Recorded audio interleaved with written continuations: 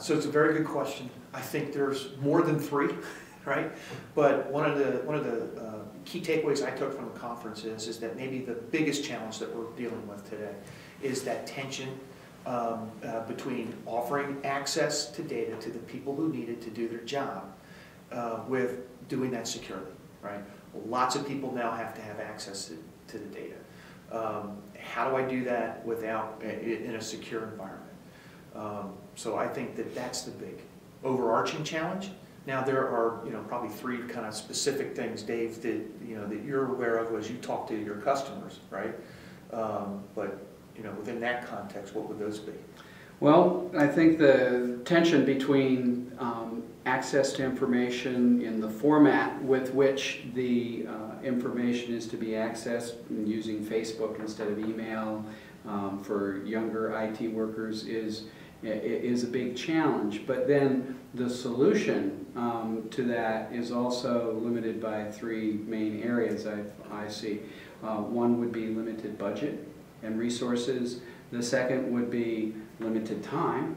And then the third would be the whole concept of insider threat. Because once you open up this data to new workers or customers or clients, it now presents new exposures.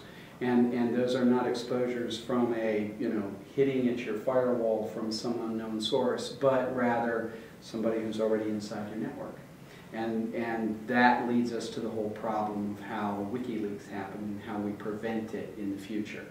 Okay. So those would be the three main categories to address the tension between access and control that you mentioned. Right. Trish, would you like to? Yeah. Well, I think as with Patriot Technologies, our focus is on helping our customers, our end user government customers, address those types of solutions. Like you said, Eric, there's a lot of issues and concerns that are facing our customers today. So, we absolutely help guide them, help look at their existing architecture, look at how we can help them bridge this gap, to kind of get the best of both worlds, so to speak. And I think, by partnering with best-of-breed solutions, we work with your technology. I think one of the nice things that we like about working with Q1 is it can provide a good solution to, having access and monitoring of all of that data and visibility to it, down from at a small agency or sub-agency level up to a large enterprise deployment. And we really like that is because our smaller customers face the same challenges that an enterprise does, but they don't have the enterprise budget. So a solution, when we can provide them a solution that, we can give them at a relatively low cost of entry and give them all those capabilities. And then if that's a sub-agency and that grows into a larger enterprise deployment, it can scale into that, I think is a very nice solution for our customers. They're looking for that scalability. They're looking when they make these investments. A year from now, they don't have to throw it away, so to speak, and start again if, the scope changes. So, that's a great point. That's a great point.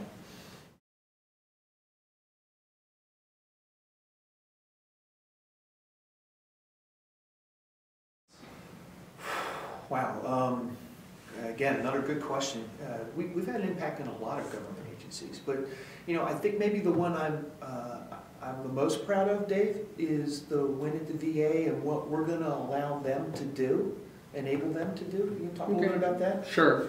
Well, as you know, VA is deploying us for security in their corporate data centers, as well as their national regional data centers. So this is all the clinics, all the hospitals, and all of their corporate data centers.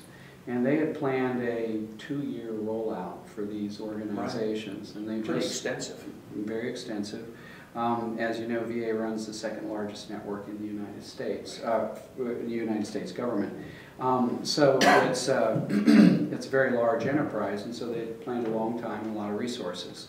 We've just, we're in the final phases of the first corporate data center rollout that they were expecting to run about 6 months, and they're going to be finished in less than a month.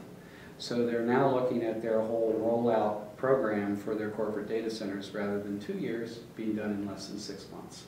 And so that allows a time to benefit, a time to ROI for the VA from an IT perspective, but more importantly, it's for who VA supports, which is our veterans and injured veterans, and the security of the information about their treatment is what's being protected by Q radar. So this has direct beneficial impacts for people who've served our country, and we're doing it years faster than would have been the case had they used an older security technology that's common in the federal government today. So the impact is really time to mission, right? And being able to get that done quickly so they can move on to the next thing. Right. That comes back to the limited time, limited resources, limited budget problem. You know, we're helping them save in each of those. They're saving time, they're saving resources, they're saving budget. Great. Sure. You know, I think the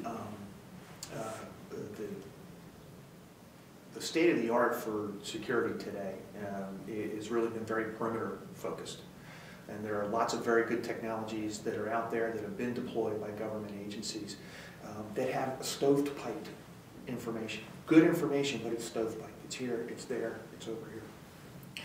The concept of the security intelligence operating system is the ability to then to bring all that data together and then present it in a way that is becomes information, security intelligence, then information that allows the folks who worry about these things on a day-to-day basis actionable data.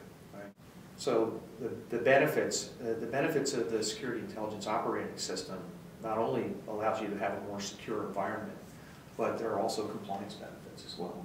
Absolutely, and that's a big focus that we're looking at with our customers is how do you take all of that information, which used to be looked at as a point in time, you know, from the government for their scorecards and for how secure they were, to now in more of this continuous monitoring, which is the buzzword that we've been hearing a lot throughout the conference. But it's very important that you have a tool that can allow you at any given point in time to take all of this information and be able to look at it cohesively and be able to get that actionable information as to what really, you know, what is my security posture today and what was it yesterday and how did that change? Whereas instead of looking at it just a point in time, and I think that that's a huge shift for the government to go to that, and it's really going to require, I think, tools, like what Q1 has, and kind of this next generation type of product to get them there, because you can't physically, you know, with human, you can't do it with personnel. There's not enough time and there's not enough budget, so that's where we really see this next generation product really helping our customers. Well, to echo that, Trish, you're absolutely correct, because you cannot do continuous monitoring unless you automate it. So a security intelligence operating system is critical to the new FISMA reporting and continuous compliance. But further, a security intelligence operating system needs to be able to, as Eric referred to earlier, bring multiple information silos together, and further than multiple information silos, actually be able to federate pre-existing third-party security sources within the architecture as well. So a security intelligence operating system needs to have this concept of federation of information pre-existing in the architecture and then automating the combination of that information.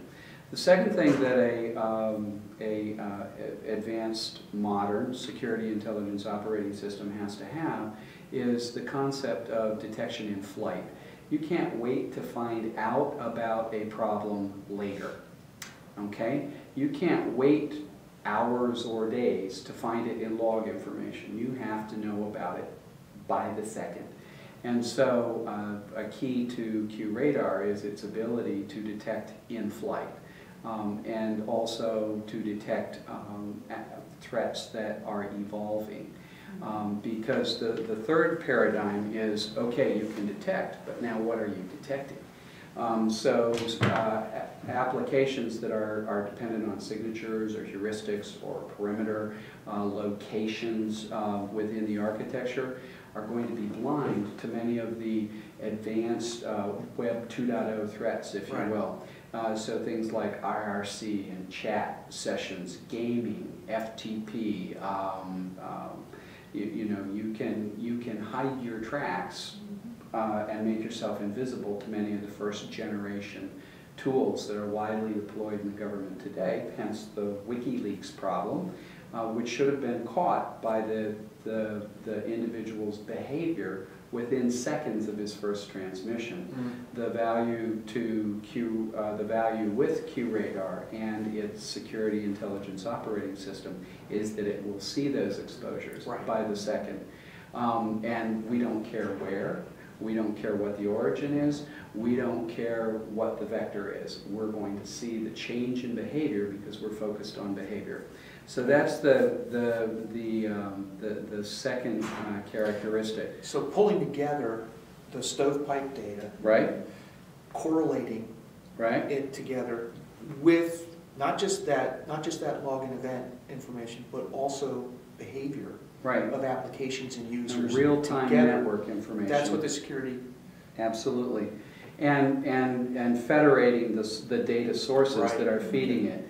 And the third thing is actually evolving beyond a reaction to an exploit and adopting a predictive stance, being able to quantitatively in advance determine where your exposures are and what the effect of a particular exploit would be at an area of exposure.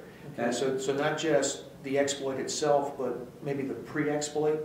The pre-exploit, to be able to, in advance, before you ever experience an exploit, to know quantitatively what the security standing of your entire architecture is, and what the exposure would be if you don't fix identified areas of vulnerability. Okay. The predictive capability is absolutely key for an advanced security information operating system, and the good news is that Q1 Labs and Patriot Technologies have solved that problem. We can do the predictive, quantitative threat simulations and analysis in advance today. And I think that goes to the whole philosophy of getting security to be proactive instead of reactive. Absolutely. And that's a challenge for our customers, but a concept that we're constantly talking about with them. Security intelligence? Absolutely.